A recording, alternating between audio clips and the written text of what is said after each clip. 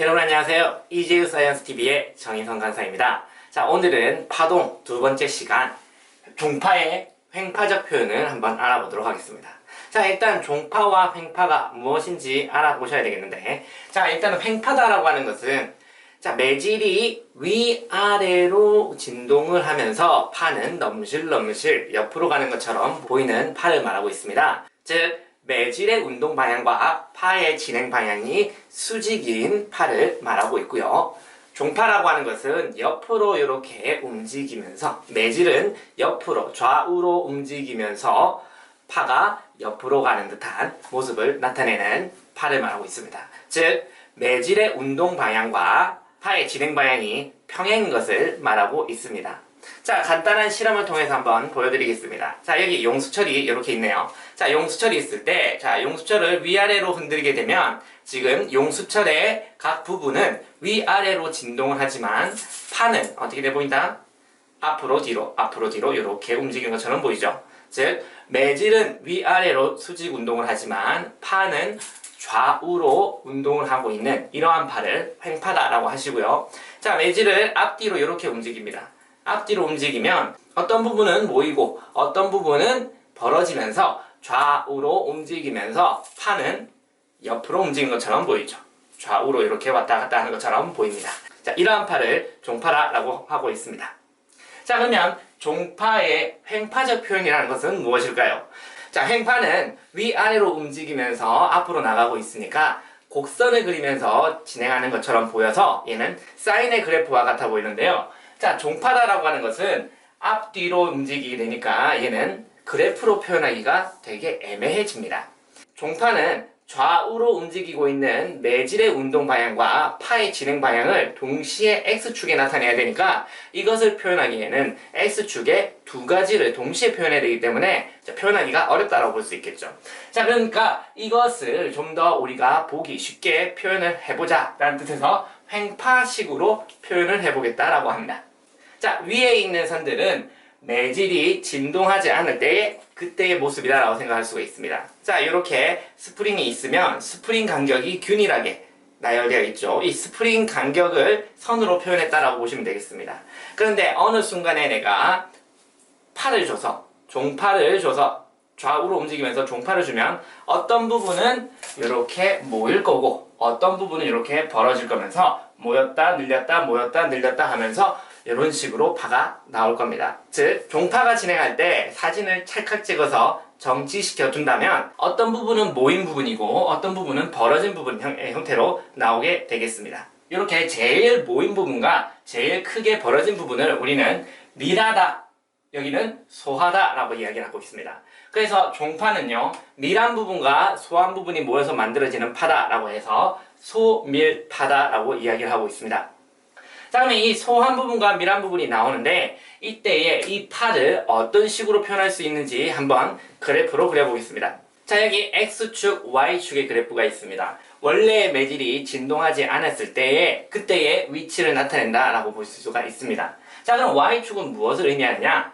자, 원래의 위치를 기준으로 얘가 앞으로 갔느냐 뒤로 갔느냐를 Y축으로 표현해 보겠습니다. 실제로 매질은 X축으로 운동하고 있지만 이 X축의 매질의 운동 방향을 Y축으로 위아래로 표현을 해보겠다라는 뜻이 되겠습니다. 즉, 매질의 원래 위치를 원점, 즉 X축으로 기준으로 잡고 그때에 매질이 앞으로 갔으면 플러스 방향으로 진행을 했으면 Y축의 플러스 방향으로 넣어주시면 되겠습니다. 자, 그러면 그림을 그려보시면요. 원점은 지금 원래의 매질이 진동하지 않았을 때의 그때의 위치와 동일하니까 여기에 위치하고 있다라고 볼 수가 있겠죠. 자, 근데 여기는 원래의 위치보다 조금 요만큼 앞으로 위치하고 있다라고 볼 수가 있습니다. 그러면 그만큼 위쪽으로 요만큼 그려주시면 되겠습니다. 그리고 여기서는 조금 많이 진행을 했죠. 많이 진행을 했으니까 조금 더 높게, 그리고 제자리로 돌아왔으니까 제자리. 자, 그러면 여기 위치는요, 원래의 위치보다 많이 뒤로 갔네요. 뒤로 갔으니까 뒤로 간 부분은 많이 낮게, 그리고 조금만 뒤로 간 부분은 조금만 뒤로, 이런 식으로 그려주면 됩니다. 즉, 원래의 위치보다 앞으로 갔으면 Y축의 플러스로, 원래의 위치보다 뒤로 갔으면 y축에 마이너스로 그려주시면 됩니다. 자, 그러면 그림을 완성해 보면요. 자, 선생님이 적당히 그렸는데, 자, 이런 식으로 어떤 형태가 나오느냐? 사인과 같은 그래프가 나올 수가 있다라고 합니다. 자, 그럼 사인과 같은 그래프로 표현하니까 얘는 횡파적으로 표현을 했다라고 얘기할 수가 있습니다. 자, 그럼 문제는 이렇게 표현한 것에서 우리가 원하는 데이터를 얻어내야 될 수 있어야 되겠죠? 자, 그러면 여기서 우리는 어떤 걸 파악을 해야 되느냐? 몇 가지 포인트를 전해드리겠습니다. 자, 첫 번째, 소한 부분과 밀한 부분을 찾으라라고 합니다. 자, 소한 부분에 대한 정의를 다시 한번 보도록 하겠습니다. 소한 부분은 매질이 벌어져서 이쪽 공간이 텅텅 빈 곳을 말하고 있겠죠. 그럼 소하다라고 하는 것은 내가 기준이 있으면 뒤에 있는 애는 뒤로 가고 앞에 있는 애는 앞으로 가서 이 공간이 텅텅 빈다라고 볼 수가 있겠죠. 자, 그럼 이 공간이 텅텅 비니까 뒤에 있는 애는 뒤로 갔다. 즉 y축에 마이너스로 표현했고 앞에 있는 애는 앞으로 갔다. 그러면 y축에 플러스로 표현했겠죠. 그러면 마이너스에서 플러스로 올라가는 이러한 그래프가 있으면 그 부분은 바로 소한 부분이다라고 볼 수가 있겠습니다. 자, 그것을 그래프로 찾아보시면 자, y축 마이너스에서 플러스로 올라가는 이곳이 바로 뭐가 된다? 소한 부분이 된다라고 볼 수 있겠죠. 마찬가지로 여기서 마이너스에서 플러스, 즉 뒤쪽에 있는 매질은 뒤로 가고요. 앞쪽에 있는 매질은 앞으로 가니까 이 공간은 벌어지게 된다. 텅텅 비게 된다라고 볼 수 있겠죠. 그래서 여기도 소한 부분이다라고 볼 수가 있겠습니다. 반대로 밀한 부분이다라고 하는 것은요.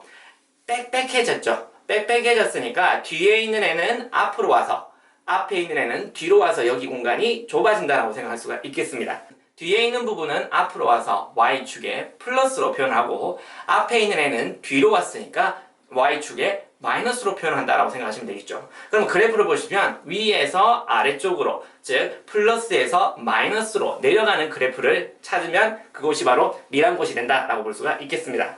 자, 그래프에서 찾아보시면 뒤에 있는 애는 플러스 앞에 있는 애는 마이너스가 되니까 얘는 위에서 아래로 내려가는 그래프가 되는 이쪽이 바로 밀한 부분이다 라고 볼 수가 있겠습니다. 마찬가지로 플러스에서 마이너스로 내려가는 이쪽 부분이 밀한 부분이다 라고 찾을 수가 있겠습니다.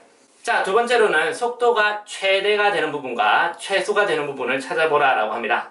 속도가 최대가 되는 부분은 어느 부분이 최대가 될까요? 자, 매질을 본다라고 하시면 매질은 제자리를 기준으로 앞뒤로 움직이는 것과 같죠. 그것을 y축으로 표현했으니까 위아래로 진동을 하는 것과 같습니다. 마치 용수철에 매달린 물체가 위아래로 단진동 운동하는 것처럼 보이게 되겠는데 그럼 단진동 운동할 때 우리의 속도가 제일 빠른 구간은 어디였을까요?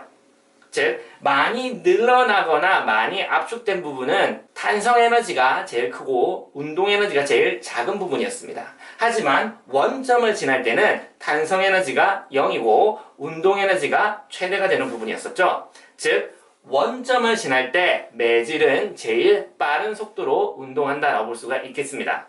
그렇게 따지면 속도가 최대인 부분은 원점에 있을 때 여기 부분이 속도가 최대가 되겠습니다. 그럼 속도가 최소가 되는 부분은 용수철이 진동할 때 제일 압축되거나 제일 늘어났을 때가 속도가 최소가 되었죠. 즉 제일 위쪽 부분, 제일 아래쪽 부분, 이쪽 부분이 될 때가 바로 속도가 최소가 되는, 즉 0이 되는 부분이다라고 볼 수가 있겠습니다. 자, 세 번째 포인트로는요. 속도가 최대가 되는 부분인데 속도의 방향이 플러스로 최대가 되는 부분이냐 마이너스로 최대가 되는 부분이냐 그걸 한번 생각을 해보실 수가 있으면 좋겠습니다.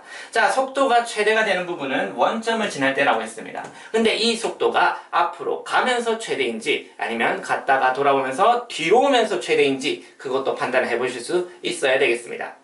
자, 어떻게 판단하느냐, 일단은 파가 진행하는 파의 진행 방향을 먼저 알고 있어야 됩니다.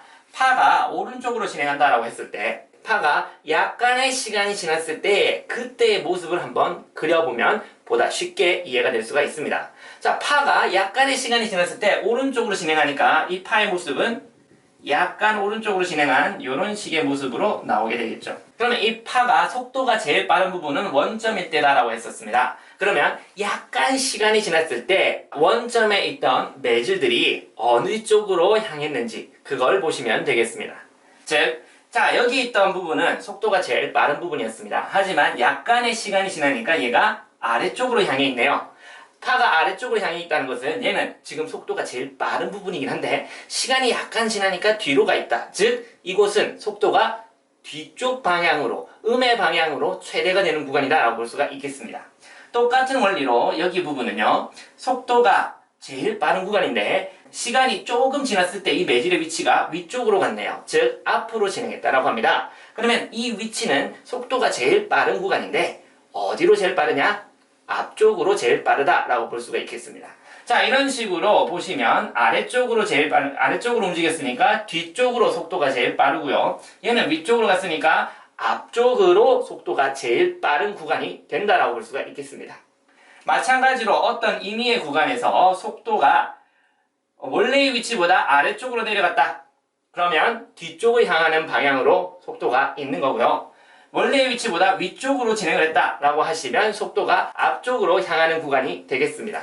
자, 이렇게 속도의 방향까지 찾을 수가 있겠습니다.